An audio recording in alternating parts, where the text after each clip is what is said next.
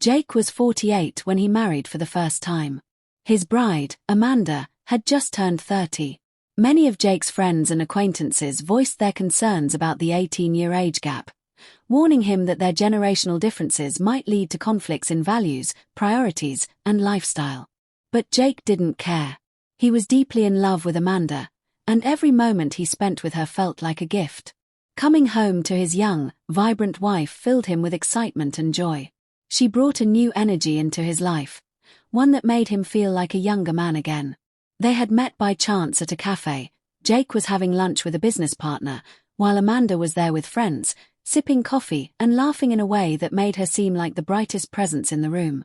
He was immediately drawn to her free-spirited personality, her infectious smile, and the way she carried herself with such effortless confidence. He struck up a conversation, and one thing led to another. Before long, they were dating.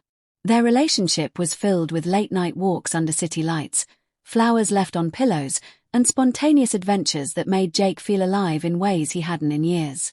He adored her passion for life, the way she threw her head back when she laughed, and the way she made even the simplest moments feel magical.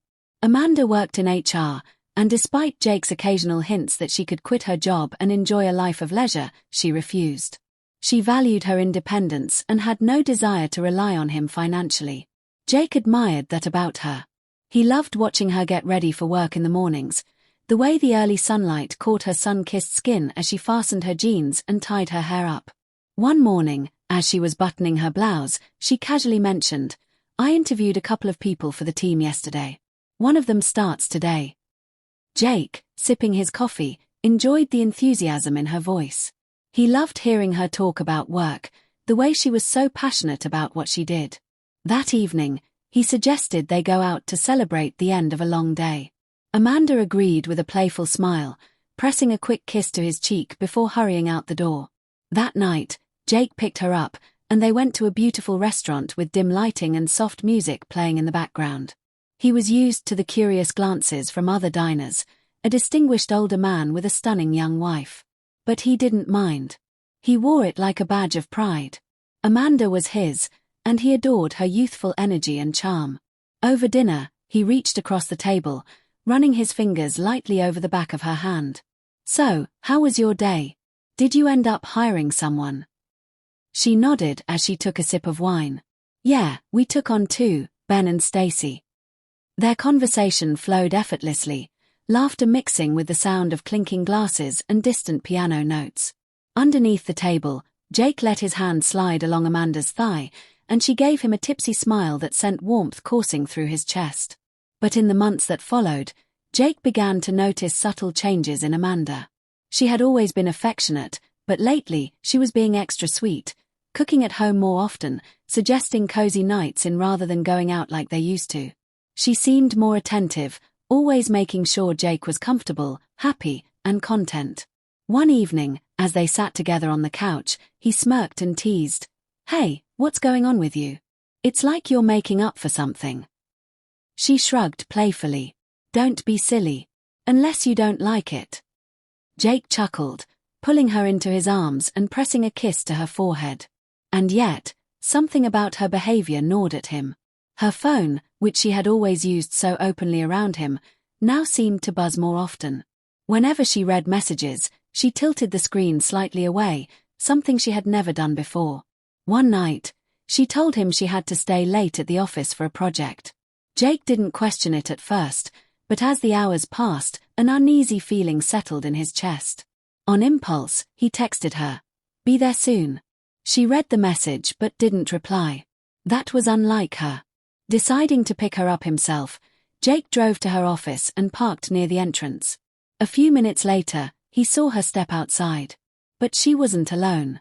Beside her stood a young man, barely out of his teens. They exchanged a brief hug, their smiles lingering just a second too long before parting ways. A pang of jealousy hit Jake like a punch to the gut. Without thinking, he honked the horn. Amanda glanced up, startled. Then, as if nothing was wrong, she waved and walked over to the car, slipping into the passenger seat. "Who was that?" Jake asked, keeping his voice steady. She glanced at him, brushing a strand of hair behind her ear. "Just a coworker." Remember I told you about Ben, the new intern? That's him. Jake nodded slowly, gripping the wheel a little tighter than before. He forced a smile, but deep inside, something didn't feel right. Amanda laughed lightly, shaking her head. He's so shy. Only 19, can you believe it? She giggled, and for a moment, Jake felt the tightness in his chest loosen. If she was talking about Ben like he was just a kid, maybe there was nothing to worry about. But the unease didn't disappear completely.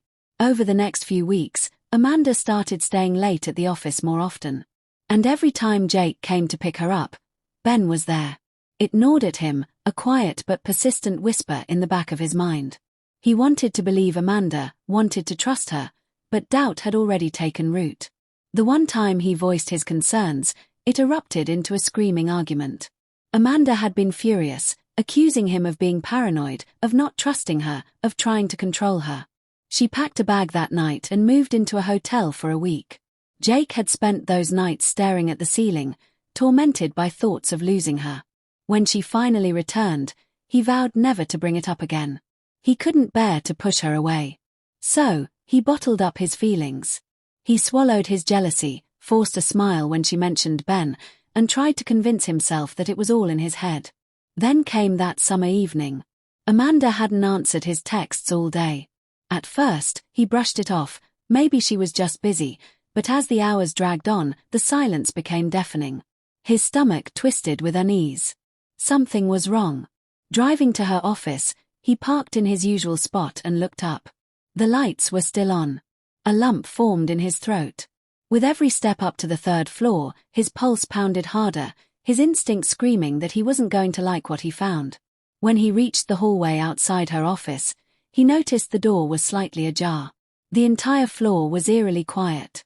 Then, he heard it. Muffled sounds. Stifled moans.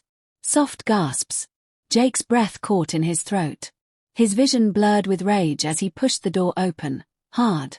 The sight before him would be burned into his memory forever. Amanda. On her knees. Ben's pants pulled around his ankles, his face frozen in shock.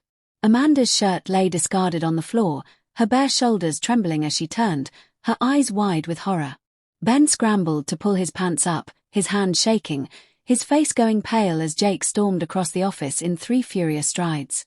Without thinking, Jake grabbed the boy by his collar, yanking him to his feet. Ben whimpered, his lips quivering. Jake clenched his fist, ready to smash it into his face, but before he could, Ben broke down in panicked sobs. Something about his pathetic display made Jake recoil in disgust. With a sharp breath, he let go. Ben bolted, nearly tripping over himself as he fled down the stairs. Jake turned back to Amanda.